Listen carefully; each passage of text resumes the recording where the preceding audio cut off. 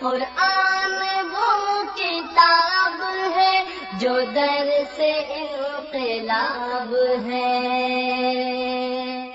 سمجھ کے گر کوئی پڑھے تو نور علی نور۔ نے 3 کام کیے اس سلطنت کو مضبوط کرنے کے لیے۔ آج ہم ان 3 کاموں کو دیکھیں گے اور اس کے بعد ہمارا مدنی دور وہ آغاز اس کا ہو جائے گا۔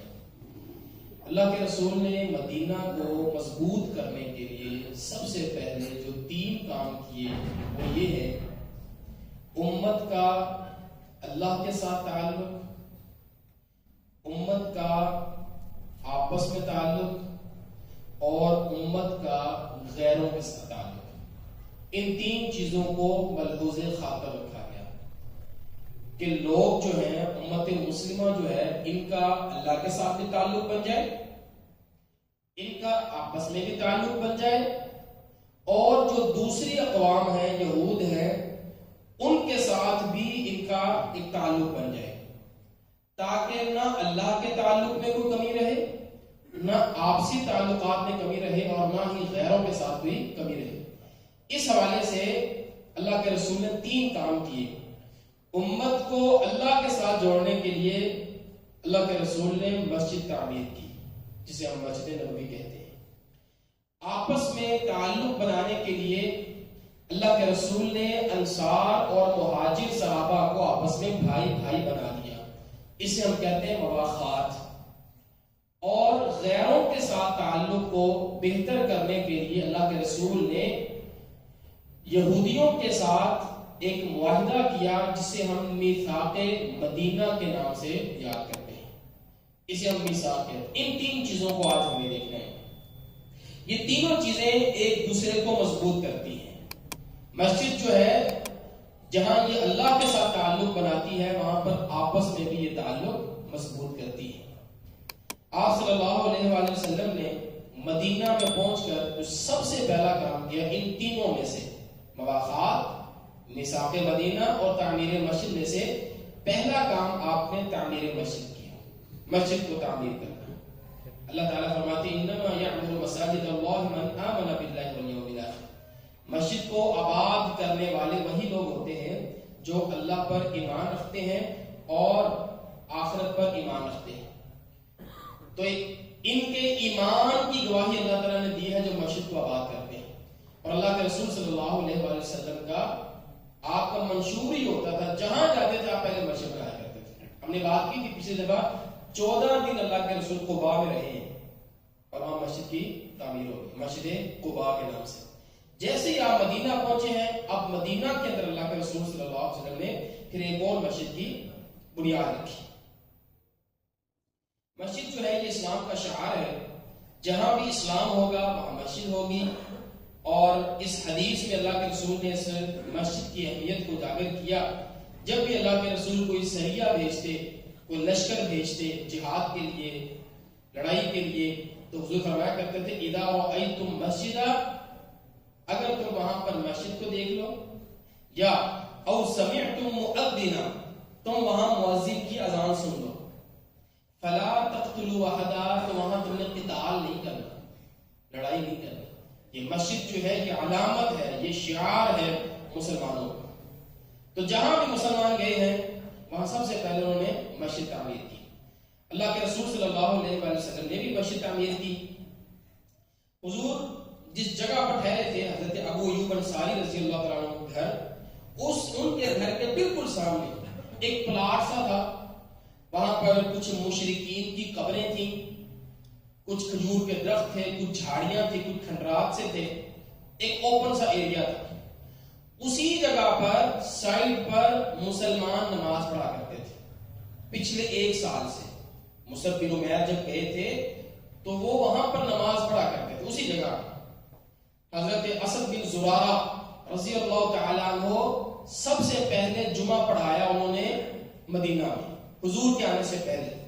اس کے بعد میں مصعب بن عمیر پڑھانے لگ گئے۔ تو ایک چھوٹی سی جگہ انہوں نے مختص کی ہوئی تھی نماز کے لیے، اسے ہم مصلی کہہ لیں، مسجد کہہ لیں۔ اللہ کے رسول نے پھر اس کو وسیع کیا اور ایک مسجد کی بنیاد رکھی۔ حضور نے پوچھا کہ یہ جگہ کس کی ہے؟ ہم نے یہ جگہ مسجد کے لیے لینی ہے۔ بنو نجار قبیلے کے 2 یتیم بچوں کی ہے جن کی کفالت اسعد بن زرارہ کر رہے ہیں، وہی مصعب بن عمیر کے ساتھی جو وہاں نماز پڑھاتے تھے، انہی کے بھتیجے تھے 2 یتیم، انہی کی کفالت میں ان کی جگہ تھی. گویا وہ جگہ اسد بن زرارہ کے پاس ہی تھی کیونکہ کفیل وہ تھے، بچے تو ابھی یتیم تھے، چھوٹے تھے. تو حضرت اسد بن زرارہ رضی اللہ تعالیٰ عنہ نے اللہ کے رسول سے کہا حضور میں آپ اس جگہ کے بارے میں بات کرتا ہوں. ان کا نام تھا سہیل اور سہل، جو 2 بچے تھے سہیل اور سہل.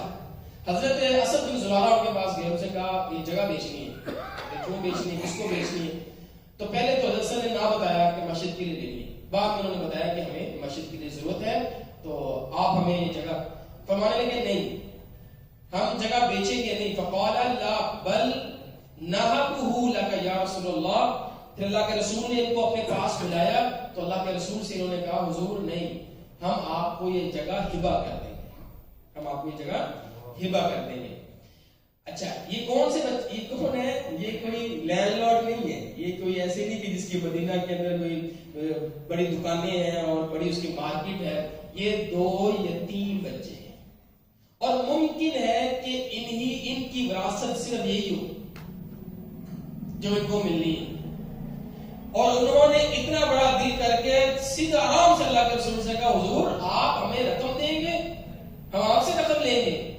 نہبہ لک یا رسول اللہ، ہم آپ کے لیے اس کو ہبہ کرتے ہیں. اللہ کے رسول آپ خوش ہو جائیں گے، آپ راضی ہو جائیں گے، اللہ کا گھر بن جائے گا. اور زمین پر عرب میں بیت اللہ کے بعد پہلی مسجد، یہ بھی اس کا اعزاز ہے، بیت اللہ کے بعد پہلی مسجد ہے. ایک تو فلسطین ہے نا اپنا مسجد اقصی ہے عرب کے اندر، یہ پہلی مسجد، ویسے اس کا نمبر 3 ہے، پہلا بیت اللہ، دوسرا مسجد اقصی، تیسرا ہماری یہ مسجد نبوی، یہ 30 نمبر پر آتی ہے. انہوں نے کہا نہیں اللہ کے رسول ہم نے تو ہبہ کرنی ہے آپ. حضور نے فرمایا نہیں ہم ایسے نہیں دیں. اللہ کے رسول نے منع فرما دیا. اور آپ نے حضرت ابو بکر رضی اللہ تعالیٰ عنہ سے کہا ان یعطیہما ثمنہ، کہ حضرت ابو بکر آپ ان کو رقم ادا کریں مسجد کی. اچھا یہاں پر کہیں یہ ذکر نہیں ہے کہ حضور نے کوئی اپیل کی ہو، حضور نے کوئی صحابہ سے پوچھا ہو، کوئی مشورہ کیا ہو ہاں بھی کون ہے جو اس مسجد کی جگہ خرید کر دے گا ہمیں، کون ہے جو اللہ کا گھر بنانا چاہے جنت میں اور یہاں پر ہمیں یہ مسجد کی جگہ خرید.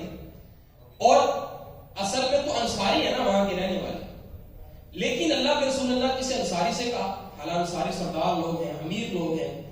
حضور کا انتخاب ہوا حضرت ابو بکر، اور ابو بکر سے بھی حضور نے مشورہ نہیں کیا. اما و ابا بکر، حضور نے ابو بکر کو حکم دیا ابو بکر پیسے دے. اچھا پیسے ایسا نہیں کہ حضور کے پیسے ابو بکر کے پاس پڑے، ایک تو بندہ سوچ سکتا ہے کہ اللہ کے رسول کے پیسے ان کے پاس پڑے ہوئے ہیں تو حضور نے کہا پیسے دے دو. نہیں، یہ ابو بکر کے اپنے پیسے. کہا ان یعطیہ ثمنہ، ابو بکر آپ پیسے دیں. اور معنی فرماتے ہیں اعطاہما 10 دنانیر، 10 سونے کے سکے دے کر حضرت ابو بکر نے جگہ دی. سونے کے 10 سکے، دینار جسے ہم کہتے ہیں، یہ 10 دینار کی جگہ خریدی گئی. اور پیسے کس کے؟ حضرت ابو بکر رضی اللہ تعالیٰ عنہ. تو اس کو علماء کہتے ہیں یہ حضور چونکہ صحبت میں رہتے تھے ابو بکر، حضور کو پتا تھا ابو بکر کے مزاج کا، اس لیے حضور نے پوچھا نہیں ابو بکر پیسے ہے دینے دے دے گا، پوچھا نہیں، آپ پتا تھا مزاج کا، ادھر نہ نہیں ہے، ادھر نہ والی صورتحال نہیں ہے. اور ابھی حالانکہ ہجرت کر کے آئے ہیں تو اللہ کے رسول صلی اللہ علیہ وسلم نے یہ اعزاز بخشا ابو بکر رضی اللہ تعالیٰ عنہ کو. گویا آپ کے علم میں ہونا چاہیے، آپ کوئی کھجور کا بیج لگا دیتے ہیں نا، اب اس کے اوپر جتنا کھجور لگتا ہے وہ سارا اس گٹھلی والے کو ثواب ملتا ہے. آج مسجد نبوی 100 گنا بڑی ہو چکی ہے، 100 گنا، یعنی 1 سے 2، 2 سے 4، 4 سے 8، 8 سے 16، یہ والا حساب، یہ نہیں 1 2 3 4. میں آپ کو آگے بتاؤں گا پوری اس کی ہم جگہ دیکھیں گے، اسکوائر میٹر دیکھیں گے ہم اس کا. اس ساری کا جو اصل پودا لگایا وہ کس کا ہے؟ وہ آج وہاں پر 10 لاکھ لوگ نماز پڑھتے ہیں، پڑھ سکتے ہیں، ثواب کس کو ملتا ہے؟ حضرت ابو بکر رضی اللہ تعالیٰ عنہ کو، اور اللہ کے رسول کو بھی پورا ثواب ملتا ہے. حضور نے دعوت دی ابو بکر کی جگہ لے کر جاؤ. تو حضرت ابوبکر کے حصے میں مسجد کی جگہ کی پیمنٹ آئی. حضرت انس فرماتے ہیں وہاں پر مشرکین کی قبریں تھیں, کچھ کھنڈرات تھے, کچھ درخت تھے. جب ہم نے جگہ خرید لی تو اللہ کے رسول نے فرمایا ان قبروں کو اکھاڑ دو, ان کو ختم کر دو, اور یہ کھجور کا درخت جو ہے ان کو کاٹ لیا جائے. انہی کے پتوں سے, انہی کی جو ہے وہ تنوں سے ہم مسجد کا کام کریں گے. اور وہاں جو نالے وغیرہ تھے, کھنڈرات وغیرہ, جو پانی وغیرہ تھا, اس کو صاف کیا, جگہ کو صاف کروایا گیا, اور وہاں پر جو پتھر وغیرہ تھے ان کو ختم کر دیا گیا, اور پھر وہاں پر مسجد کی تعمیر شروع ہوئی. اللہ کے رسول صلی اللہ علیہ وسلم اس تعمیر میں خود شامل تھے. قباء میں بھی شامل تھے حضور, مسجد نبوی کی تعمیر میں بھی حضور خود شامل رہے. صحابہ سے یہ الفاظ ملتے ہیں, کوئی صحابی بیٹھتا نہیں تھا. کیوں؟ وہ کہتا تھا لَئِن قَعَدْنَا وَالنَّبِيُّ يَعْمَلْ, ہم بیٹھ سے ہیں اور اللہ کے رسول کام کر رہے ہوں. تو حضور کو کام کرتا دیکھ کر صحابہ کرام میں موٹیویشن ہوتی تھی. حضور کو دیکھ کے وہ کام کرتے تھے. کہتے ہیں لِذَلِكَ مِنَّ الْعَمَلُ الْمُذِلُّ, اگر ہم بیٹھے رہے حضور کام کرتے تو اب تو ہم گمراہ ہو جائیں. تو حضور کو دیکھ کر صحابہ کرام بھی کام کرتے رہے. اللہ کے رسول ان کے جواب میں یہ بات پڑھا کرتے تھے, لا عیش الا عیش الآخرہ, لوگوں دنیا کی زندگی کوئی زندگی نہیں, اصل زندگی آخرت کی ہے. اللہم ارحم الانصار والمہاجر, اللہ انصار اور مہاجر پر رحم فرما. پھر اللہ کے رسول کو بھی پڑھتے اللہم لا خیر الا خیر الآخرہ, کوئی خیر نہیں ہے, اصل خیر آخرت کی ہے. اللہم فاغفر للانصار والمہاجر, اللہ انصار اور مہاجر کو معاف کر دے. حضور ساتھ میں دعائیں کرتے جا رہے ہیں, جو لوگ مسجد بنا رہے ہیں اللہ ان پر رحم فرما, اللہ ان کو معاف کر دے, اور اصل دنیا جو ہے وہ آخرت کی ہے. حضور سے پوچھا گیا, حضور اس کو ہم نے کتنا بڑا بنانا ہے اور کیا نقشہ کیا ہونا چاہیے اس کا؟ تو اللہ کے رسول صلی اللہ علیہ وآلہ وسلم نے فرمایا ابنوہ عریشا کعریش موسیٰ, اس کو ایسے بناؤ جیسے موسیٰ علیہ السلام کا چھپڑ تھا. عریش چھپڑ کو کہتے ہیں, جیسے جھونپڑی ہوتی ہے, یہ تھوڑا سا چھپڑ سا ہوتا ہے, کچا چھپڑ جسے ہم کہتے ہیں. میں آگے آپ کو تصویر دکھاتا ہوں. اس کو تم نے موسیٰ علیہ السلام کے چھپڑ کی طرح بنانا ہے. راوی نے پوچھا امام حسن بصری سے, ما عریش موسیٰ, موسیٰ علیہ السلام کا عریش کیسا تھا؟ تم نے تو مسجد نبوی دیکھی ہے نا, بتاؤ مجھے وہ مسجد نبوی کا چھپڑ کیسا تھا؟ وہ فرماتے ہیں اذا رفع یدیہ بلغ العریش, اگر کوئی شخص اپنا ہاتھ ایسے اوپر کرتا تو اس کا ہاتھ چھت پر لگتا تھا. اتنی اونچائی تھی مسجد نبوی کی کہ ایسے ہاتھ اوپر اگر کریں تو وہ ہاتھ مسجد کو لگتا تھا. ہوا یہ, ایک دفعہ صحابہ کرام جب اللہ نے مال دے دیا, خیبر فتح ہو گیا اور دیگر مال آ گئے نا, تو حضور نے صحابہ کرام اللہ کے رسول کے پاس ہے, جمعوا مالا, کچھ مال جمع کر کے, فاتوا به نبی صلی اللہ علیہ وسلم, اللہ کے پاس لے کر آئے, کہنے لگے یا رسول اللہ ابنی هذا المسجد وزینہ, حضور اس مسجد کو دوبارہ بنائیے اور اس کو خوبصورت کیجیے. وزینہ, اس کو مزین کیجیے. حضور اب پہلے ہمارے پاس پیسے نہیں تھے, اب ہیں ہمارے پاس, یہ لیجیے اور اس کو بہتر کر دیجیے. الی متی نصلی تحت هذا الجرید, کب تک ہم اس چھپڑ کے نیچے نماز پڑھیں؟ فقال, حضور نے فرمایا ما بی رغبت عن اخی موسیٰ عریش کعریش موسیٰ, میرا دل نہیں کرتا کہ میں موسیٰ علیہ السلام کا جو نقشہ ہے, ان کا جو چھپڑ ہے, اس سے کوئی اچھا چھپڑ بناؤں, اچھی مسجد کو میں بناؤں. میرا دل نہیں کرتا کہ میں موسیٰ علیہ السلام کی جو تعمیر ہے اس کو چھوڑ کر نئی تعمیر کروں. حضور نے نہیں کی. اللہ کے رسول نے اپنی زندگی میں مسجد نبوی کی 2 مرتبہ تعمیر کی. پہلے ایک مرتبہ یہ, دوسری مرتبہ جب قبلہ چینج ہوا, ساری مسجد کی ڈائریکشن چینج ہوئی. پہلے قبلہ شمال کی طرف تھا, پھر جنوب کی طرف ہو گیا. پہلے صحن برآمدہ ادھر تھا, پیچھے اصحاب صفہ تھے. جب قبلہ چینج ہوا, اصحاب صفہ ادھر آ گئے, مسجد ادھر چلی گئی. تو یہ بھی ایک تعمیر ہے نا. پھر جب خیبر فتح ہوا, اللہ کے رسول صلی اللہ علیہ وسلم نے صحابہ نے مشورہ دیا, حضور مسلمان زیادہ ہو گئے ہیں, جگہ کم ہے. تب اللہ کے رسول نے اپیل کی تھی, اور کس نے دیے تھے پیسے؟ حضرت عثمان رضی اللہ تعالیٰ عنہ. پہلی جو جگہ ہے وہ ابو بکر نے لے کر دی, جو اس کی توسیع ہوئی وہ حضرت عثمان, وہ بھی اللہ کے رسول صلی اللہ علیہ وسلم نے اسی نقشے میں رکھی. اس میں بھی آپ نے کوئی تبدیلی نہیں کی, آپ حضرت موسیٰ علیہ السلام کے طریقے پر ہی رہے. مسجد کیسی تھی؟ عبداللہ بن عمر رضی اللہ تعالی عنہ وہ بیان کرتے ہیں ان المسجد کان علی عہد رسول اللہ، اللہ کے رسول کے زمانے میں، یہ 3 زمانے گنوائیں گے، آپ غور کیجئے گا، اللہ کے رسول کے زمانے میں مبنیًا باللبن، یہ اینٹوں سے بنائی گئی تھی، مٹی کی اینٹوں سے، وسقفہ الجرید، اور اس کے جو چھت تھی وہ کھجور کے پتے تھے، صرف ان کے اوپر مٹی وغیرہ نہیں ڈالی گئی تھی۔ ہمارے یہاں جیسے ہوتا ہے نا لیپ کر دینا اس کو اور پانی وغیرہ سائڈ پر چلا جائے، ایسا نہیں تھا، کھجور کے پتے ڈالے ہوئے ہیں، اور جب بارش آتی ہے تو پانی اس میں سے نیچے آتا ہے، اور نیچے آ کر اب جو فرش ہے وہ مٹی ہے، وہاں پر گارا بن جاتا ہے۔ صحابہ کرام نے خود دیکھا کہ اللہ کے رسول سجدہ فرما رہے ہیں اور نیچے کیچڑ ہے، آپ کے ماتھے پر کیچڑ لگ رہا ہے۔ 10 سال حضور نے اسی مسجد میں نماز پڑھی۔ پھر فرماتے ہیں وَعُمُدُهُ خَشَبُ النَّخْلِ، جو اس کے ستون تھے وہ کھجور کے درخت کے تنے تھے، سیدھا ہوتا ہے، آپ کو پتا ہے مضبوط ہوتا ہے، اس کو کھڑا کر کے پھر وہی تنے اوپر ڈال کر چھت بنا کر اوپر جو ہے کھجور کے پتے، ساری سمجھ آپ کھجور کے پتوں کی اور تنوں کی وہ مسجد تیار ہو گئی۔ اچھا، جو زمین سے جس کو بنیادیں کہتے ہیں، نیا کہتے ہیں، بنیادیں، وہ پتھر کی تھی، بنیادیں جو لگائی تھی نا اللہ کے رسول نے وہ پتھر کی تھی، اور جب جس طرح ہماری یہ ٹائل لگاتے ہیں 3-3 فٹ، اس کے اوپر پھر آپ نے اینٹ لگائی تھی، 3-3 فٹ تک بنیادیں پتھر کی تھی، اوپر پھر آپ نے اینٹیں لگوا دی، اور اس طرح پوری مسجد کو تعمیر کی۔ کہتے ہیں پھر زمانہ آیا حضرت ابوبکر رضی اللہ تعالیٰ عنہ، فلم یزد فی، کوئی اضافہ نہیں ہوا حضرت ابوبکر کے دور میں مسجد نبوی میں، وزاد فیہ عمر، ہاں حضرت عمر کے زمانے میں حضرت عمر نے اضافہ کیا مسجد میں، اور فرماتے ہیں وَبَنَاهُ عَلَى بُنْيَانِهِ فِي عَهْدِ رَسُولِ، انہوں نے نقشہ نہیں چھوڑا، وسیع کیا اس کو، لیکن اس کے اندر کوئی تبدیلی نہیں کی، اسی طرح کی چھت، اسی طرح کے ستون، اسی طرح کا فرش، سیم ویسے ہی جو اللہ کے رسول کا طریقہ ہے۔ یہ حضرت عمر کی خاصیت تھی، آپ نے سن رکھا ہے، وہ فرمایا کرتے تھے میں اپنے ساتھیوں سے ان کے موقع سے پھروں گا نہیں، جیسے اللہ کے رسول تھے، جیسے حضرت ابوبکر رضی اللہ تعالیٰ عنہ تھے، میں ویسے ہی کروں گا، میں نے تبدیلی نہیں کرنی۔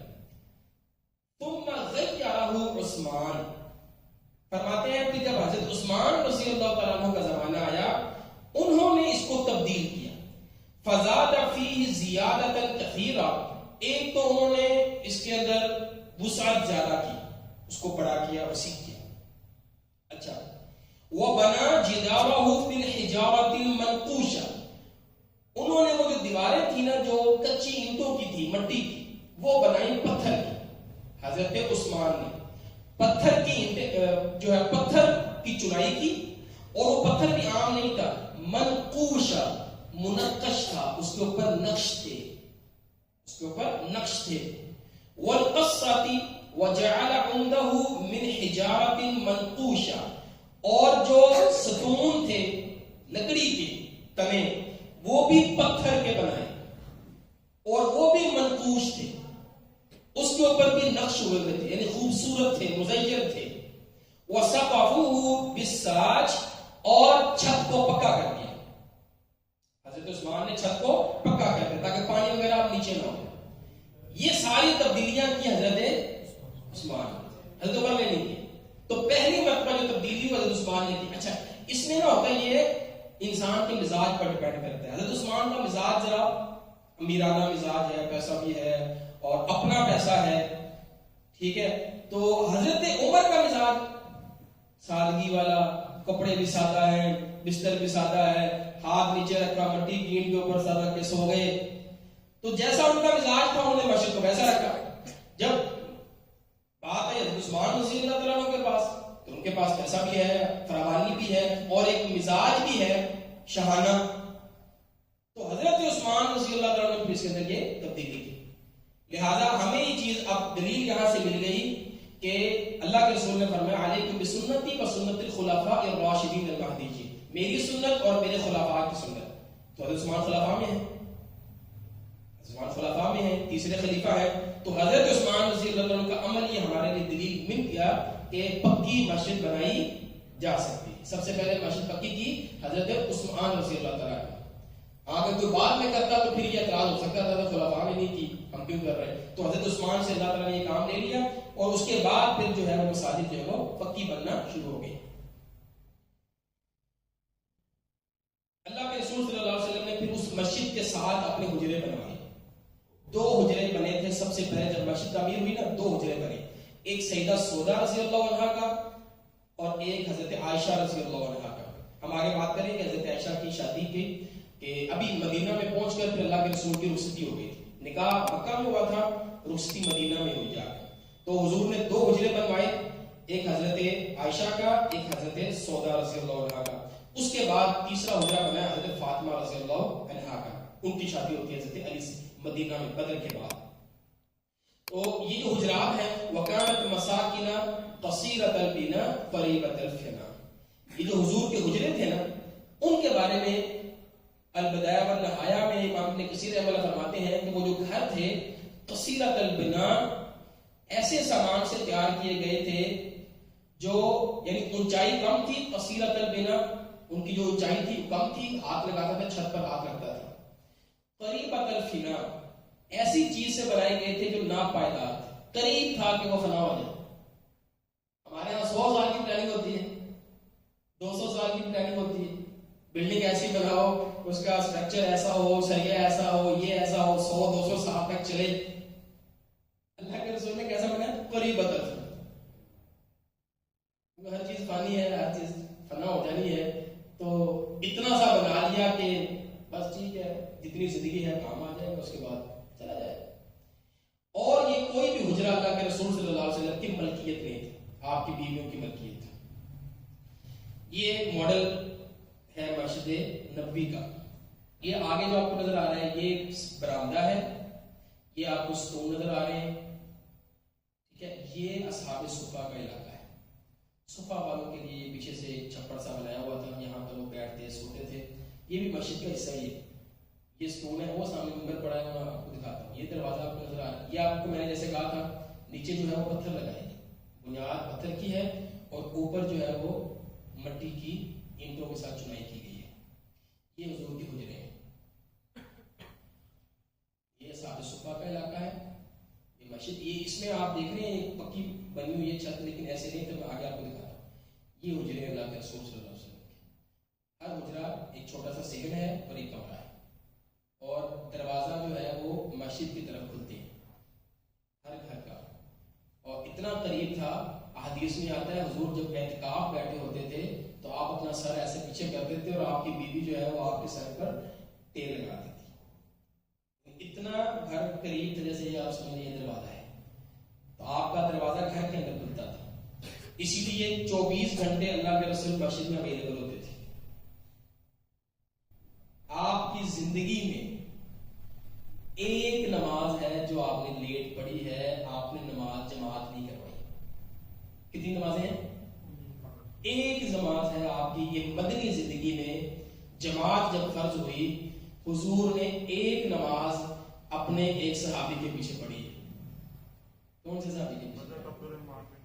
حضرت عبد الرحمن بن عوف رضی اللہ تعالیٰ عنہ. ان کی بھی عجیب ہی تاجر صحابی ہیں, تاجر ہے, اور اللہ نے شرف کیا دیا ہے, حضور لیٹ ہو گئے, لوگوں نے عبد الرحمن بن عوف کو آگے کیا. یعنی اس وقت تاجر بھی امام ہوا کرتے تھے. عشرہ مبشرہ میں سے ہیں یہ آگے ہو گئے, نماز پڑھائی, اللہ کے رسول آئے, آپ نماز میں ملے, 2 رکعتیں یا 1 رکعت حضور کی رہ گئی, حضور نے کھڑی ہو کے وہ رکعت پوری کی. یہ ایک نماز ہے جو اللہ کے رسول لیٹ ہوئے. باقی کوئی نماز کبھی ایسا نہیں ہوا حضور کبھی نماز میں لیٹ ہوں. اللہ کے رسول خود ہی نماز پڑھاتے تھے, آپ خود ہی امام تھے, آپ ہی خطیب تھے, آپ ہی منتظم تھے, آپ ہی محتمم تھے, آپ ہی خزانچی تھے, سب کچھ اللہ کے رسول تھے. حضور نے آگے سے بتایا دی ہوئی تھی. حضرت بلال کو جو ہے وہ مؤذن بنایا ہوا ہے, نائب امام بھی رکھا ہوا ہے, جب میں یہاں نہیں ہوں گا تب آپ سارا انتظام اللہ کے رسول کے پاس ہے. تو یہ گھر کا ساتھ ہونا, امام کی رہائش کا مسجد کے ساتھ ہونا, مسجد والوں کو بڑا فائدہ ہوتا ہے. اس مسجد کو بڑا فائدہ ہوتا ہے. تو صحابہ کرام ہر وقت اسی انتظار میں رکھتے ہیں اللہ کے رسول آئیں مسجد میں, ہم اسے ہی حاصل کریں. صحابہ صفہ بھی اسی لیے ہوتے تھے. یہ آپ حجرے دیکھیں, اصل یہ آپ کو نظر آئے گا, یہ جو چھت ہے نا یہ ہے اصل کچی, ٹھیک ہے, یہ آپ کو ستون نظر آ رہا ہے, یہ حجرے ہیں اور یہ مسجد ہے. یہ آگے والا برآمدہ ہے, یہ دروازے آپ کو نظر آ رہے ہیں, 3 دروازے تینوں سائڈوں پر, اور یہ جو ہے وہ صحابہ صفہ کا چھپڑ ہے, یہاں پر بیٹھتے. یہ ایک چھوٹی سی ویڈیو ہے, تخیلاتی ویڈیو ہے, سعودی عرب میں بنائی ہے.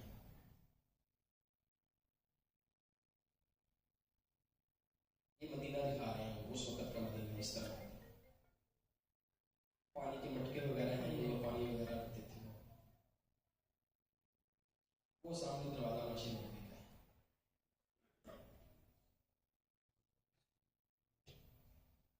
یہ حضور کا حجرہ ہے, یہ حضور کا حجرہ ہے.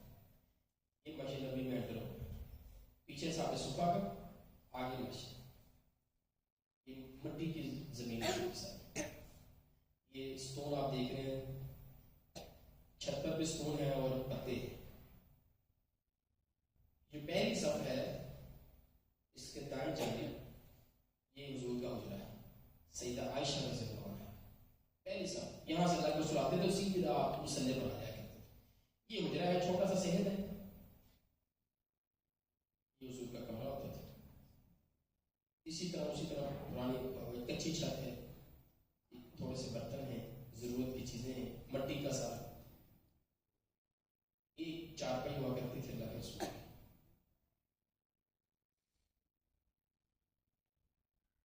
یہ باہر کا راستہ بھی, ادھر سے بھی باہر کا راستہ ہوتا تھا, اور مسجد سے بھی راستہ ہوا کرتا تھا. حضرت عائشہ رضی اللہ عنہا کے بالکل ساتھ والا حجرہ سیدہ فاطمہ رضی اللہ عنہا کا, ان کی سیم ساتھ ساتھ دیوار لگتی تھی. مسجد نبوی جو ہے یہ وقت کے ساتھ ساتھ اس کی توسیع ہوتی رہی ہے. مسجد نبوی کے شعبہ تعلقات عامہ اور اطلاعات کے ڈائریکٹر عبدالواحد الحطاب نے العربیہ.net سے بات کرتے ہوئے بتایا کہ مسجد نبوی کے قیام کے بعد آج تک اس کی توسیع میں 300 گنا اضافہ ہو چکا ہے. اس کی توسیع 300 گنا ہو چکی ہے. آج شاہ سلمان بن عبدالعزیز کے دور تک مسجد نبوی کی توسیع 300 گنا ہو چکی ہے. گزشتہ 14 صدیوں کے دوران مسجد نبوی 1050 میٹر کی جگہ سے پھیل کر آج 5 لاکھ مربع میٹر تک پہنچ گئی. مربع میٹر, مربع فٹ نہیں ہے, یہ اسکوائر فٹ نہیں ہے, اسکوائر میٹر ہے. میٹر آپ کو 3 فٹ کا ہوتا ہے, 3 اس طرح 3 اس طرح, ٹھیک ہے. تو 5 لاکھ مربع میٹر پر مسجد جو ہے وہ اس وقت الحمدللہ موجود ہے. اور حضور نے جب بنائی تھی وہ 1050 مربع میٹر پر تھی. چند ہزار صحابہ نماز پڑھ سکتے تھے, یعنی سینکڑوں کے لیے ہزار صحابہ پڑھ سکتے تھے. مدینہ کی آبادی کو 10-15 ہزار کے قریب تھی. صحابہ کرام بھی اتنے موجود تھے, کچھ 4-5-10 ہزار, تو وہ سارے نماز پڑھ لیا کرتے تھے. یہ نقشہ اگر آپ دیکھیں تو آپ کو مزید سمجھ آئے گی. سب سے چھوٹا یہ والا جو آپ کو نظر آ رہا ہے, یہ حضور نے مسجد بنائی تھی. یہ حجرے اللہ کے رسول, یہ حضور کی مسجد بنائی گئی. یہ حضرت اللہ کے رسول نے خیبر کے بعد اس کو وسیع کیا. ٹھیک ہے, 2 سائڈوں 3 سائڈوں سے وسیع ہے, سامنے سے نہیں وسیع ہے, قبلے والی سائڈ سے وسیع نہیں کیا. اچھا, اس کے بعد یہ والا جو سائڈ ہے حضرت عمر رضی اللہ عنہ کی توسیع ہے. پھر یہ والا جو براؤن کلر ہے حضرت عثمان رضی اللہ عنہ کی توسیع ہے. اس کے بعد یہ ولید بن عبد المالک کی توسیع ہے. اس کے بعد یہ ہے, پھر یہ ہے, پھر یہ ہے, اور آج یہ ہے. یاد دیکھیں کہ یہاں سے ڈائریکٹ اتنی ہو گئی. یہ سعودیہ حکومت کی موجودہ, انہوں نے یعنی یہاں سے یہ جو بنی ہے یہ ریڈ والی, یہ ساری بنائی ہے موجودہ سعودیہ حکومت. انہوں نے پھر ایک دم ہی اس کو جو ہے نا وہ اتنی زیادہ توسیع دے دی. اس سب کو نا, میں نے جو تفصیل آپ کو بتائی ہے, اس کو نا سعودیہ میں میوزیم ہے, انہوں نے باقاعدہ ڈیمیاں یا کہنے آپ چھوٹے نقشے بنا کر نا وہ پیش کیے ہوئے وہاں پر, وہ آپ کو دکھاتا ہوں. یہ انہوں نے کہا کہ یہ ہے اللہ کے رسول نے جو پہلی مسجد بنائی تھی. اب آپ اس کی چھت دے سکتے ہیں, ٹھیک ہے, یہاں سے پانی کا رستہ ہے. یہ حضور کے 2 حجرے, سیدہ عائشہ, سیدہ سودا رضی اللہ عنہا, یہ سب سے پہلی مسجد, اسی مسجد کو دکھایا گیا. یہ ایک تصویر انہوں نے دی ہے ممبر کی، اس طرح کا ایک ممبر تخیلاتی ہے. اتنا ہمیں پتہ ہے 3 سیڑھیاں تھی اس کی، حضور دوسری پر چڑھ کر تیسری پر بیٹھ کر خطبہ دیا کرتے تھے. ہمارے یہاں رواج ہم دوسری پر بیٹھ کر خطبہ دیتے ہیں، حضور تیسری پر بیٹھ کر خطبہ دیا کرتے تھے. یہ آپ دیکھ سکتے ہیں، یہ چھت جو ہے وہ اس طرح کی، یہ کھجور کے تنے، یہ ماڈل ہے. اللہ کے رسول نے توسیع کی، مسجد تھوڑی بڑی ہو گئی، نقشہ وہی ہے، حضور نے اس میں چینجنگ نہیں کی. یہ دیکھیں، یہ تھوڑا سا اس سے وسیع ہے. حضرت عمر رضی اللہ تعالیٰ نے توسیع کی ہے، یہ حضرت عمر کو انہوں نے ماڈل پیش کیا ہے. یہ اگر چاہیے آپ یہ پیچھے والی سلائڈ کو نیچے یہ تھی ریاض الجنہ جہاں پر ہے اس وقت، اس کے قریب قریب جو ستون ہیں ان میں سے کچھ ستون ایسے ہیں جن کے اوپر یہ لکھا ہوا ہے مسجد نبوی صلی اللہ علیہ وسلم. یہ اس چیز کی نشانی ہے کہ اس پلر تک اللہ کے رسول کی مسجد ہوتی تھی. سمجھ رہے؟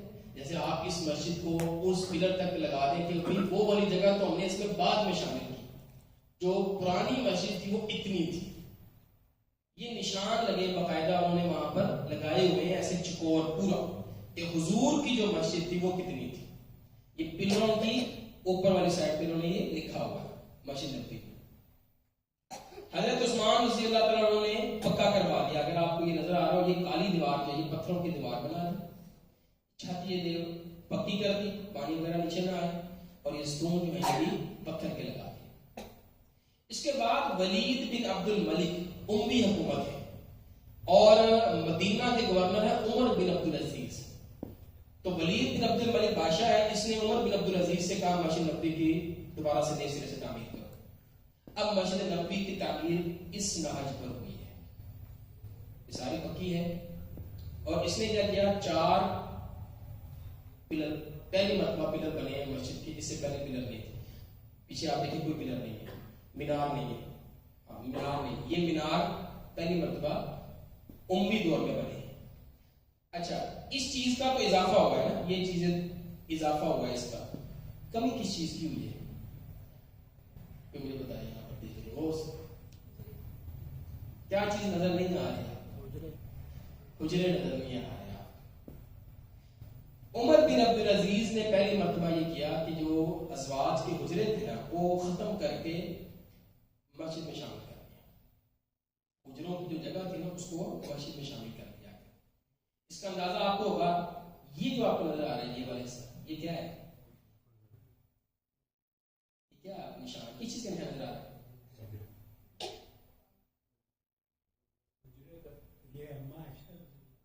ہاں جی، روزہ رسول کا نشان ہے. تو روزہ رسول عائشہ کے حجرے میں ہے، ٹھیک ہے نا. تو یہ اچھا اس میں روزہ یہ باہر ہی ہے. حضرت عثمان نے روزے کو اندر نہیں شامل کیا، اللہ کے رسول کا روزہ مبارک مسجد سے باہر ہی تھا. تو روزہ مبارک کو مسجد کا حصہ بنایا ولید بن عمر بن عبد العزیز نے، اور مسجد کو ایسے توسیع کی تو یہ روزہ مبارک درمیان میں آ گیا. لیکن اس کے اوپر گنبد ہے نہیں ہے، ابھی تک گنبد نہیں ہے. 4 اس کے مینار. اچھا اگلا عباسی دور آتا ہے، یہ میں نے ہجری آگے اوپر لگایا ہوا 88 ہجری ہے، 161 ہجری، پورے 100 سال کے بعد عباسی دور میں ایک بادشاہ آتے ہیں، وہ اس کی توسیع کرتے ہیں، اس کو مزید وہ بڑا کرتے ہیں.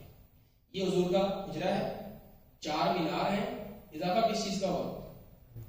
ایک مینار ادھر سے کم ہو، 2 مینار بڑھ گئے، ایک ادھر سے کم ہو. یہ پتہ نہیں اصل میں ہے یا نہیں ہے. اچھا اس کا ویسے یہاں پر تو نہیں ہے، پتہ نہیں پا رہا. یہ 2 مینار کا اضافہ ہوا ہے. دیکھ رہے ہیں آپ، یہ بڑے مینار اس سے بھی بڑے، یہ 2 چھوٹے، یہ بڑے مینار. اور یہ درمیان میں اس نے بنایا وضو خانہ، فوارہ وغیرہ ہوتا ہے نا پانی کا، تالاب جسے ہم تالاب کہتے ہیں. پہلے آپ نے دیکھا مسجد میں ہوتا ہے، اپنی عیدگاہ والی مسجد میں بھی ہے، آج بھی ہے، عیدگاہ مسجد میں بھی ہے یہ جگہ. اچھا کھلی ہے. اچھا یہ حجرہ ہے اللہ کے رسول کا، کوئی گنبد نہیں ہے ابھی تک، عباسی دور تک کوئی گنبد نہیں. اب سیدھی چھال لگتی ہے چھلانگ 886، 161 سے 886، تقریباً 650 سال ہو گئے. مملوک حکومت ہے، مملوک سلطان نے مسجد کو اس نہج پر تعمیر کی. یہ آپ مینار دیکھ سکتے ہیں. یہ ہے گنبد، یہ انہوں نے پہلی مرتبہ بنایا اللہ کے رسول صلی اللہ علیہ وسلم کے روزہ مبارک. یہ وائٹ کلر میں تھا، سلور کلر میں. یہ والا جو گنبد ہے یہ اس لیے محراب کو، ہاں جی، یہ محراب کے اوپر جہاں امام ہوتا ہے، یہ نشانی ہے کہ یہاں پر امام کھڑا ہوتا ہے. محراب کی میں تصویر بنانا بھول گیا ہوں، بڑا پیارا محراب کی تصویر ہے. تو یہ والی جو جگہ ہے، یہ چھوٹا گنبد، یہ امام کی جگہ ہے اور یہ حضور کا روزہ مبارک ہے.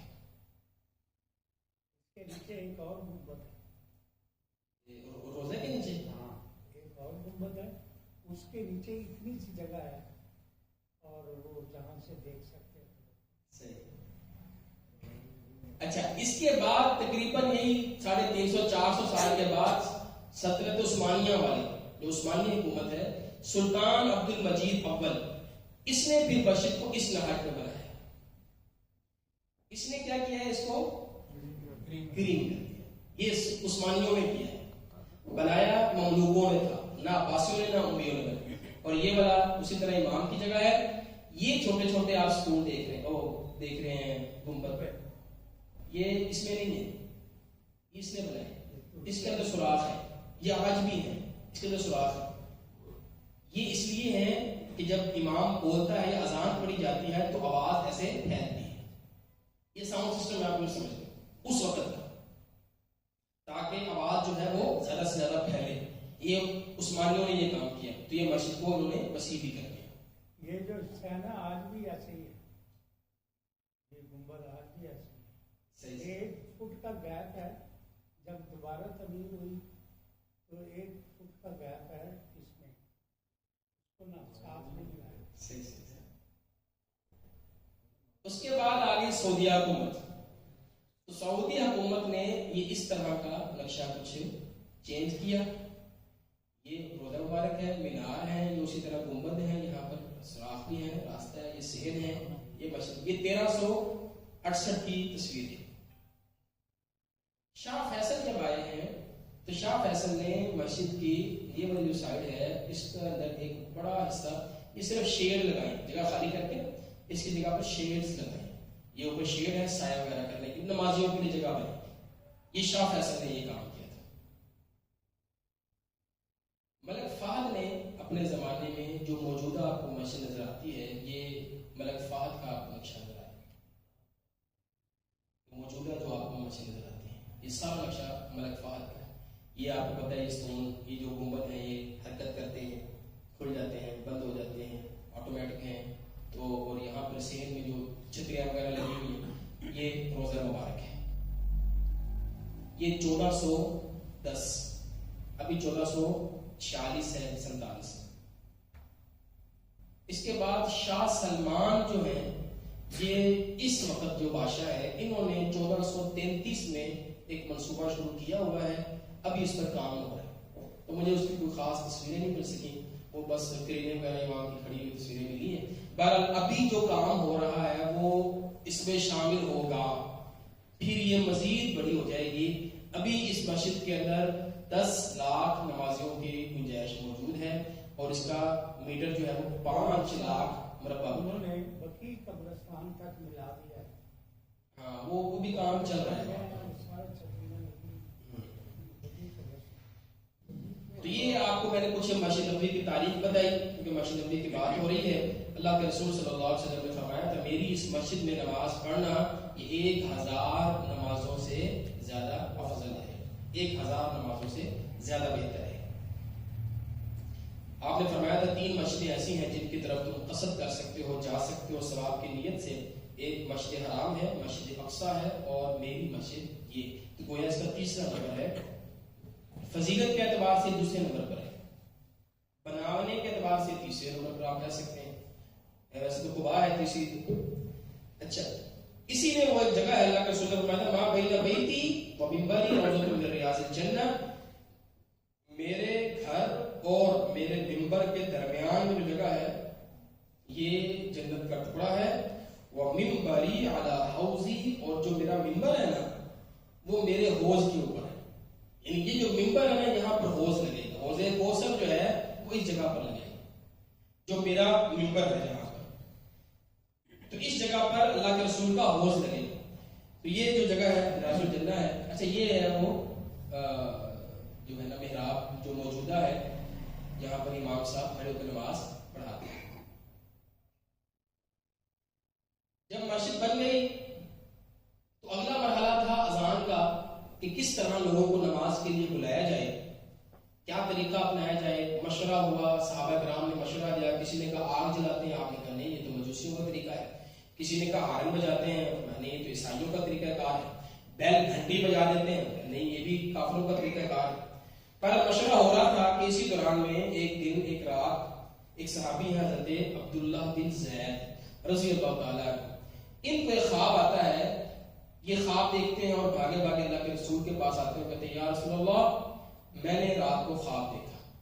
مرہ بی رجل علی سودان یخسران, میں نے دیکھا کہ میں ایک بندے کے پاس سے گزرا, اس نے سبز رنگ کے کپڑے پہنے ہوئے ہیں اور اس کے ہاتھ میں ایک ناقوس ہے جو باجا ٹائپ. میں نے اسے کہا یا عبداللہ, اللہ کے بندے یہ ناقوس بیچتے ہیں تمہیں؟ اس نے تمہیں کیا کرنا ہے؟ کہ تدعو به الى الصلاۃ, ہم اس سے لوگوں کو نماز کی طرف بلائیں گے. کیونکہ مشورہ ہوا تھا اس بات پر, اس ناقوس کے بارے میں, ہم اس کو بجا کر لوگوں کو نماز کے لیے بلائیں گے. قال, اس نے آگے سے کہا میں تمہیں اس سے بہتر چیز نہ بتاؤں, اس ناقوس سے اچھی. قلت, میں نے کہا وہ کیا ہے؟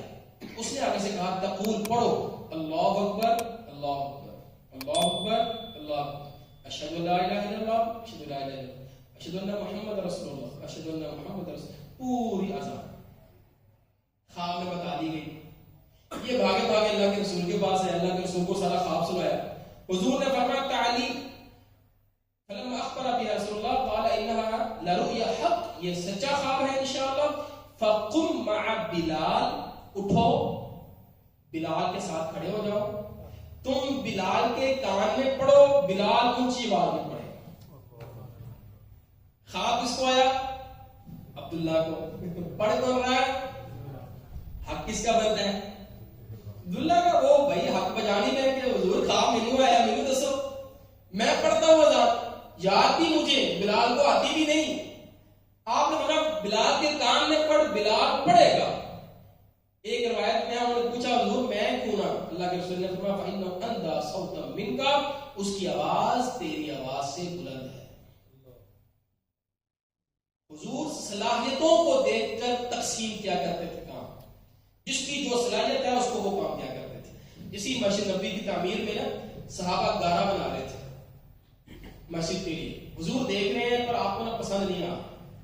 ایک صحابی پاس کھڑے طلق بن علی رضی اللہ تعالیٰ, انہوں نے دیکھا اللہ کے رسول کو حضور کو میں کا گارا سمجھ نہیں آ رہا, آپ مطمئن نہیں ہیں.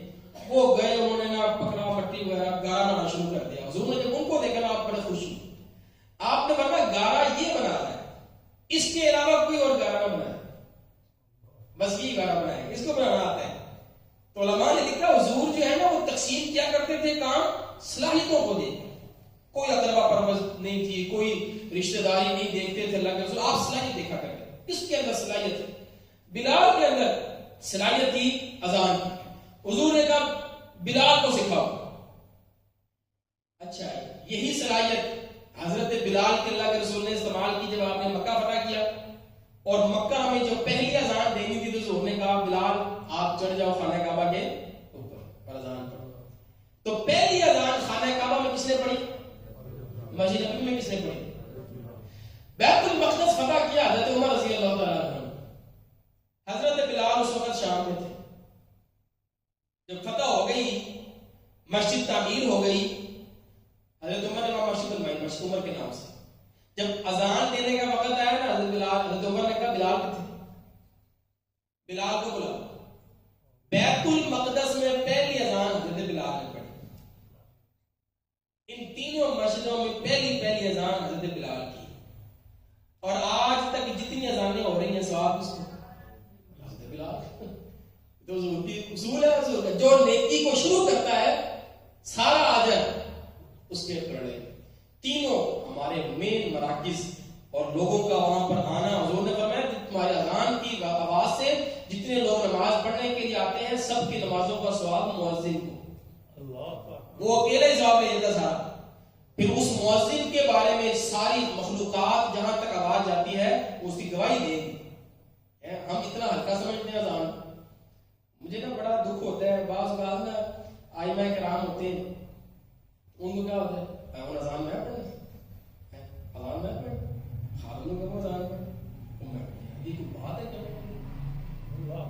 مسجد میں رہ کر، اللہ کے گھر میں رہ کر تم اذان سے بھاگ رہو یا اب سارا کام نماز پڑھنا ہے، اصل جماعت کروانا، عجیب بات ہے۔ آپ نماز کا ثواب بھی آپ لیں، آپ اذان کا بھی ثواب، خوشی کے ساتھ انسان کو آگے ہونا چاہیے، پڑھنا چاہیے۔ بہرحال حضرت بلال رضی اللہ عنہ، جیسے ہی حضرت بلال نے اذان پڑھی نا، حضرت عمر رضی اللہ عنہ اپنے گھر سے نکلے اور بھاگے بھاگے آ رہے ہیں، اپنی چادر اٹھائی ہوئی، ابھی اذان مکمل نہیں، اللہ کے رسول کے پاس آ کہیں گے یا نبی اللہ والذی بعثک بالحق، اللہ کے رسول، اللہ نے آپ کو حق کے ساتھ بھیجا ہے، لقد رأیت مثل الذی رأى، اللہ کی قسم جو پڑھ رہا ہے نا بالکل یہی چیز میں نے خواب میں سنی، مجھے بھی یہی خواب آیا ہے۔ اللہ کے رسول فللہ الحمد علی ذلک، اس پر ہم اللہ کا شکر ادا کرتے ہیں کہ ہم جو اذان والا مسئلہ تھا ہم اس میں پھنسے ہوئے تھے، اللہ تعالیٰ نے ہمارے لیے مسئلہ حل کر دیا۔ یہ بڑی اہم چیز ہے، سیرت ابن اسحاق میں یہ چیز موجود ہے عروہ بن زبیر سے کہ بنو نجار جو محلہ تھا نا مسجد نبوی کا، وہ بنو نجار کا محلہ تھا، اس محلے کی ایک عورت تھی، اس کا جو گھر تھا وہ سب سے زیادہ طویل تھا، یعنی اونچا تھا۔ بیتن حول المسجد، مسجد کے ارد گرد جتنے گھر تھے ان میں سے سب سے بلند گھر جو ہے وہ ایک عورت کا تھا۔ فکان بلال یؤذن علیہ، حضرت بلال اس گھر کی چھت پر چڑھ کر اذان پڑھا کرتے تھے۔ مسجد نبوی کی تو چھت ہی نہیں ہے، وہ تو پتے ڈالے ہوئے ہیں، اس کے اوپر تو کھڑا ہی نہیں ہوا جا سکتا۔ حضرت بلال اذان پڑھتے ہیں اس عورت کے گھر کی چھت پر۔ آپ اندازہ کریں لوگوں نے اپنے گھر بھی مسجد کے لیے وقف کیے ہوئے کہ آپ ادھر اذان پڑھیں، ہمارے لیے اور کیا خوش قسمتی ہو سکتی ہے کہ آپ، ہماری جب مسجد بنی نا، ایسا ہمارے پڑوس میں نا دوسرے مسلک کے ساتھی تھے، تو وہ ہمیں کہنے لگے کہ ہمارے والد صاحب میں بزرگ اندر بھی ہوتے ہیں، بوڑھے ہیں، وہ دعا کیا کرتے تھے کہ مکان فور سیل ہے، اللہ کوئی اچھا پڑوسی دے سکتا۔ کہتے میرے والد صاحب دعا کیا کرتے تھے اللہ سے، اللہ کوئی اچھا پڑوسی بھیج دی۔ کہتے جیسے پتہ لگا مسجد میں نے کہا اللہ کے آپ ہی آ گئے سارے پڑوس تھے، ہمیں اتنی خوشی ہوئی کہ اللہ خود ہی نے، لوگوں کو فکر ہوتی ہے کہ یار اچھا پڑوسی ہو، اللہ کا گھر قریب ہو، پاس، یہ ایمان کی نشانی۔ اور اگر کوئی بندہ بھاگتا ہے نا مسجد سے، کہتا ہے مسجد کو اتنی جگہ لانی پڑی، ادھر اذان ہی بڑی آنی، ادھر نمازیں بڑی آنی، ادھر لوگ آنا جانا بڑا، تو بھائی ان آنے جانے میں تمہاری اولاد کا آنا جانا بھی تو بن جائے گا، ان کے لیے بھی تو آسانی ہوگی۔ تو حضرت بلال اس کے اوپر چڑھ کر اذان پڑھا کرتے تھے۔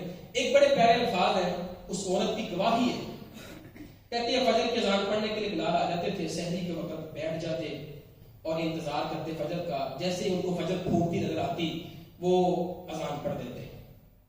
وہ عورت کہتی ہے واللہ، اللہ کی قسم، ما علمتہ، مجھے نہیں پتا، کانا یترکھا لیلۃ واحدہ، کوئی ایک رات بھی بلال کی اذان رہی، مجھے نہیں کہتی پتا، کبھی حضرت بلال سے اذان مس ہو گئی، باقی چیزیں مس ہو سکتی ہیں، اذان نہیں مس ہو سکتی۔ یہ ایسے لوگ تھے پکے، اسے کہتے ہیں نماز کو قائم کرنا، پختگی کے ساتھ۔ یہ ہم نے دیکھا مسجد کے حوالے سے، اللہ کے رسول نے مسجد کی تعمیر کی، مختصراً ہم دیکھ لیتے ہیں اللہ کے رسول نے مباحثات کیا، صحابہ کرام کو آپس میں ملایا، ان الذین آمنوا وہاجروا وجاہدوا باموالہم وانفسہم فی سبیل اللہ، وہ لوگ جو ایمان لائے، ہجرت کی، والذین آووا ونصروا، اور وہ لوگ جنہوں نے ان کی نصرت کی، جنہوں نے ان کی مدد کی، جنہوں نے ان کو پناہ دی، اولئک بعضهم اولیاء بعض، یہ دونوں آپس میں ایک دوسرے کے ولی ہیں، دوست ہیں، بھائی ہیں۔ مہاجر اور انصار آپس میں بھائی ہیں۔ اللہ کے رسول صلی اللہ علیہ وسلم نے مسجد نبوی کی تعمیر کے بعد حضرت انس رضی اللہ تعالیٰ کے گھر میں، ان کی حویلی میں صحابہ کو اکٹھا کیا، 45 کہتے ہیں مہاجر تھے، اور آپ نے 45 انصار کو بلایا، اور آپ نے ان سے کہا یہ تمہارا ساتھی ہے، یہ تمہارا ساتھی ہے، یہ تمہارا بھائی ہے۔ ابو بکر کو خارجہ بن زہیر کا، عمر بن خطاب کو اتبان بن مالک کا، یہ کچھ ہمیں نام ملتے ہیں۔ اللہ کے رسول نے دو کو ملوا دی۔ اچھا، اصل میں پہلے بھی کام ہو رہا تھا، کام وہ کر رہے تھے، لیکن آپ نے کہا یہ باضابطہ طور پر ایک بندے کو ایک بندے کی ذمہ داری، اس کو تم نے کور کرنا ہے، اس کو تم نے سنبھالنا ہے، اس کا خرچہ، نان نفقہ، اس کا کام، اس کا گھر، اس کی رہائش تم نے سنبھال. ایک ہے نا بس اور ہم کہہ دیتے ہیں یار اے دیکھا جائے خیال کرے جانا، ایسے نہیں، پورے نظم کے ساتھ ایک ایک بندے کے ہاتھ میں اللہ کے رسول نے ایسے ہاتھ پکڑا اور وہ بڑی خوشی سے اس کو لے گیا کہ میرا بھرا ہے. پھر انہوں نے کیا کیا آگے؟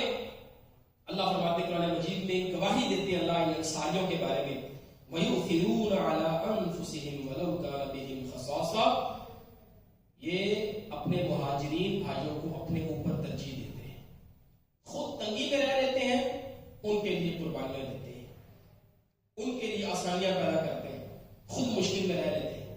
میں چند مثالیں آپ کے سامنے رکھوں گا. حضرت ابو ہریرہ رضی اللہ عنہ فرماتے ہیں قالت الانصار، انصار نے کہا مہاجرین سے، صحیح بخاری میں روایت ہے، اقسم بیننا و بینہم النخل، یہ میرا کھجور کا باغ ہے، آدھا تو لے لے آدھا میرا، آدھا باغ تیرا آدھا میرا. اچھا مہاجرین کون سا کوئی باغ کے چکروں میں یہاں پر آئے تھے؟ نعوذ باللہ، وہ تو اللہ کے لیے ہے. قال لا، باغ نہیں چاہیے، ہم دنیا کے لیے تھوڑی آئے یہاں پر، یہ لالچ تھوڑی ہے ہم یہاں باغ لینے کے لیے، لا ہمیں باغ نہیں چاہیے. اچھا کیا کریں پھر؟ یکفون المعونۃ وتشرکون فی التمر، اچھا چلو اس طرح کرو تم نہ ہمارے ساتھ باغ کے کام کروا لیا کرو، تم ہمارے ساتھ باغ میں کام کیا کرو، جو پھل آئے گا نا اس میں تمہارا بھی حصہ ہوگا. اگر تم باغ نہیں لیتے ہو تو کم از کم جو پھل آئے گا اس میں سے میں کچھ پرسنٹیج تمہیں دے دوں گا اور تم کام بھی کرو گے. تیری جو وہ سیلف رسپیکٹ ہے وہ بھی خراب نہیں ہوگی، عزت نفس بھی باقی رہے گی. بھائی میں اپنی کمائی نہیں، میں نے اپنی محنت کی ہے. جب انہوں نے یہ کہا کہ سمعنا واطعنا، ہاں بس ٹھیک ہے ہم کام کریں گے، تو مہاجرین کام کرنے کے لیے تیار ہو. اسی طرح ایک دفعہ بحرین فتح ہوا، اللہ کے رسول کے پاس مال غنیمت آیا، حضور نے انصار کو بلایا اور کہا میرا دل کرتا ہے کہ میں بحرین کی جو زمین ہے نا وہ اپنے انصاریوں کے درمیان تقسیم کروں، کیونکہ انہوں نے مہاجرین کا بڑا خیال کیا، ان کے لیے جگہ یہ وہ نصرت کی. میرا دل کرتا ہے میں نا تمہارے درمیان یہ جگہ تقسیم کر دوں. فقالوا، ان سب نے کہا لا نہیں اللہ کے رسول، الا ان تقطع لاخواننا من المہاجرین مثلها، جب تک آپ مہاجر بھائیوں کو بھی ہمارے برابر نہیں دیں گے ہم نہیں دیں گے، ہم اکیلے نہیں دیں گے. یہ تھے انصاری. ایسے ہی اللہ کے رسول فرمایا کرتے تھے دو راستے ہوں، ایک راستے پر مہاجر ہوں، ایک راستے پر انصار ہوں، میں محمد انصاریوں کے راستے پر چلوں صلی اللہ علیہ وسلم. مجھے انصاریوں کے صحبت زیادہ پسند ہے. یہ قربانیاں تھیں انصار کی. کہتے ہیں پھر اللہ کے رسول نے فرمایا اچھا اگر یہ بات ہے تو پھر صبر کرنا، میرے بعد ہو سکتا ہے تمہاری کوئی حق تلفی ہو تب بھی صبر کرتے رہنا. ابھی جس طرح صبر کر رہے ہو نا پھر اس وقت بھی صبر کرتے رہنا. حضرت عبد الرحمن بن عوف کا واقعہ آپ کو مشہور ہے. 7 دن ربیع کے ساتھ ان کو اللہ کے رسول نے بلایا تو 7 دن ربیع کہتے ہیں انی اکثر الانصار مال، میرے پاس بڑا مال ہے، فاقسم مالی نصفین، میں 2 حصوں میں مال تقسیم کر دیتا ہوں، آدھا تیرا آدھا میرا. ولی امراتان، میری 2 بیویاں ہیں، تو دیکھ لے جو تجھے پسند آئے میں طلاق دے دوں گا، جب اس کی عدت پوری ہوگی تو شادی کر.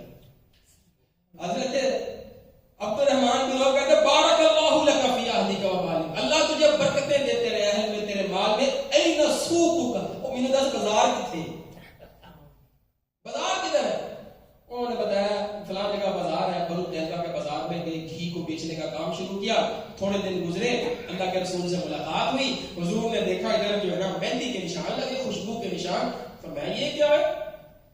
شادی کر لی ہے؟ کہتے جی اللہ کے رسول شادی کر لی ہے. فرمایا کتنا حق مہر دیا ہے؟ نوات من ذہب، سونے کی ایک ڈلی میں نے حق مہر میں دی، سونے کی ڈلی، یعنی اتنا انہوں نے کما لیا تھا کہ وہ سونا حق مہر میں دینے کے اہل ہو گئے تھے. نواتم من ذہب. پھر حضور نے فرمایا ولیمہ کرو اور چاہے ایک بکری کا ہی کرو، لوگوں کو کھانا بھی کھلاؤ. تو حضرت عبد الرحمن بن عوف کا ہے. اسی طرح وہ واقعہ بھی آپ لوگوں نے سن رکھا، ایک مہمان آیا اللہ کے رسول کے پاس، حضور نے فرمایا کہ کوئی ہے جو اس کو گھر لے جائے کھانا کھلانے کے لیے. ایک انصاری صحابی کھڑے ہوئے، حضور مجھے دے دیں. گھر گیا، بیوی سے پوچھا کھانا کوئی نہیں، تو بیوی سے کہا تم بچوں کو سلا دو، کھانا لے آؤ اور جب چراغ ہم کھانا کھانے لگے چراغ بجھا دینا اور ہم دونوں ایکٹنگ کریں گے کھانا کھانے کی، سارا کھانا جو ہے مہمان کھا لیں گے۔ اچھا ایسے ہی ہوا، مہمان کھانا کھا گیا، فلما اصبح، صبح ہوئی نا، فجر کی نماز ہوئی، تو یہ صحابی بھی نماز پڑھنے کے لیے چلے گئے۔ جب نماز انہوں نے پڑھ لی، ان کی کوئی بات نہیں اللہ کے رسول سے، اللہ کے رسول صلی اللہ علیہ وسلم نے ان کو بلایا اور آپ فرمایا ضحک اللہ اللیلۃ من فعالکما، میرے پیارے صحابی جو تم نے رات کو عمل کیا ہے نا، اللہ آسمانوں پر مسکرایا، ضحک اللہ مسکرایا ہے تیرے اس عمل سے جو تم نے رات کو ایکٹنگ کی ہے نا، دین کے لیے، اپنے بھائی کے لیے، مہاجر، وہ مہاجر تھے نا، وہ باہر سے آئے تھے، یہ انصاری تھا، اس نے اپنے بچوں کے نوالے مہاجر کے منہ میں بچوں کو بھوکا سلایا، اسی لیے اللہ تعالیٰ نے ان کی تعریف کی۔ تیسری چیز جو ہوئی ہے وہ میثاق مدینہ ہے، اللہ کے رسول نے جو اس وقت کے یہودی تھے ان سے کچھ معاہدے کیے، اس کو آپ قانون کہہ لیں، دستور کہہ لیں، عہد کہہ لیں، بحیثیت حکمران کے اللہ کے رسول کا حکم نامہ کہہ لیں۔ اس کے دو حصے ہیں، ایک حصے میں اللہ کے رسول صلی اللہ علیہ وسلم نے مسلمانوں سے مخاطب ہوئے اللہ کے رسول، اور ایک حصے میں یہودیوں سے مخاطب ہوئے۔ مسلمانوں سے حضور نے یہ کہا تمام مسلمان اپنے آپ کو رضاکار سمجھیں گے، مسلمان آپس میں امن و اتحاد قائم رکھیں گے جو اسلام کی بنیاد ہے، اگر ان میں کوئی اختلاف ہو تو اللہ کے رسول کے فیصلے کو تسلیم کریں گے، مسلمانوں کے مختلف عناصر کو حقوق و فرائض کے لحاظ سے مساوی سمجھا جائے گا، فوجی خدمت سب کے لیے ضروری ہوگی، قریش مکہ کو پناہ نہیں دی جائے گی، تمام مہاجرین کو ہر معاملات میں ایک قبیلے کی حیثیت دی گئی، جبکہ اس منشور کی روشنی میں انصار کے قبائل کو اسی شکل میں تسلیم کیا گیا۔ تمام معاملات کے لیے اور آپس میں اختلافات کے لیے آپ صلی اللہ علیہ وسلم کا فیصلہ قطعی ہوگا، کیونکہ آپ حکمران ہیں اور نبی بھی ہیں، رسول بھی ہیں۔ اب یہودیوں کے ساتھ جو بات، مدینہ میں رہتے ہوئے یہودیوں کو مذہبی آزادی ہوگی، وہ اپنے مذہب پر عمل کر سکتے۔ مدینہ کا دفاع جس طرح مسلمانوں پر لازم ہے، اسی طرح یہودی بھی اسے اپنی ذمہ داری سمجھیں گے، دفاع اکٹھا کریں۔ بیرونی حملے کے وقت مسلمانوں کے ساتھ ساتھ متحد ہو کر مدینہ کے دفاع میں حصہ لیں گے۔ ہر قاتل سزا کا مستحق ہے، وہ مسلمان ہو یا یہودی ہو۔ مسلمان کے قتل ناحق پر اگر مراسا رضامندی سے خون بہا لینے پر آمادہ نہ ہو تو قاتل کو جلدات کے حوالے کیا جائے۔ تمدنی اور ثقافتی معاملات میں یہودیوں کو مسلمانوں کے برابر حقوق حاصل ہوں گے۔ معاشرے کے اعتبار سے یہودی اور مسلمان ایک دوسرے کے حلیف ہوں گے، یعنی دوست ہوں گے، حلیف ہوں گے، کسی سے لڑائی اور صلح کی صورت میں دونوں ایک دوسرے کا ساتھ دیں گے۔ یہودی اور مسلمان ایک دوسرے کے حلیف ہوں گے۔ اچھا، مسلمانوں پر جارحانہ حملے کی صورت میں یہودی مسلمانوں اور یہودیوں پر حملے کی صورت میں مسلمان ان کا ساتھ دیں گے۔ مسلمانوں پر حملہ ہوگا یہودی کا ساتھ دیں گے، یہودی پر حملہ ہوگا ہم ان کا ساتھ دیں گے۔ قریش یا ان کے حلیف قبائل کی یہودی مدد نہیں کریں گے، یہیں پر آ کے مسئلہ ہوا، انہوں نے ان کی مدد کی اور معاہدہ توڑ دیا۔ مکہ والوں کی یہ مدد نہیں کریں گے۔ یہودی اور مسلمانوں کے درمیان کسی قسم کے اختلافات کی صورت میں عدالت آپ صلی اللہ علیہ وسلم کی ہوگی اور ان کا فیصلہ تبدیل ہوگا۔ یہودی اور مسلمان کے درمیان اگر یہودیوں کا آپسی مسئلہ ہے تو وہ اپنا خود ہی حل کریں، لیکن اگر یہودیوں کا مسلمان کے ساتھ کوئی مسئلہ ہے تو اللہ کے رسول کا فیصلہ کریں۔ اگر یہودیوں کا آپسی مسئلہ ہے اپنے علماء سے جا کے مسئلہ حل کروائیں۔ اسلامی ریاست کی سربراہ آپ صلی اللہ علیہ وسلم کی ذات ہوگی اور یہودی بھی آپ کی قیادت اور سیادت کو تسلیم کریں گے۔ اسی طریقے سے آپ صلی اللہ علیہ وسلم مسلمان اور یہودیوں کے متحدہ افواج کے سربراہ بھی ہو گئے۔ ان کے اندرونی معاملات میں کوئی مداخلت نہیں کی جائے گی۔ یہودیوں کے اندرونی معاملات، شہر مدینہ میں ایک دوسرے فریق کے ساتھ جنگ کرنا حرام ہے، یہ اسے میثاق کہتے ہیں۔ میثاق کہتے ہیں پختہ عہد کو وعدہ کرنا۔ اللہ کے رسول نے یہودیوں سے یہ عہد کر لیا، ہم تمہیں کچھ نہیں کہیں گے، تم نے ہمیں کچھ نہیں کہنا، ہم تمہارے خلاف مدد نہیں کریں گے، تم نے ہمارے خلاف مدد نہیں کرنی۔ اس طرح آپ امن کے ساتھ مدینہ میں رہنا شروع اللہ کے رسول نے کر دیا۔ یہ چند چیزیں، تین چیزیں ہم نے دیکھی ہیں جو سلطنت مدینہ کی بنیاد میں ہیں۔ اللہ کے ساتھ تعلق، مسجد نبوی، امت کا آپس میں تعلق، مباحثات، اور امت کا غیروں کے ساتھ تعلق، میثاق مدینہ۔ جزاک اللہ۔ ایک سوال ہے کہ عبداللہ بن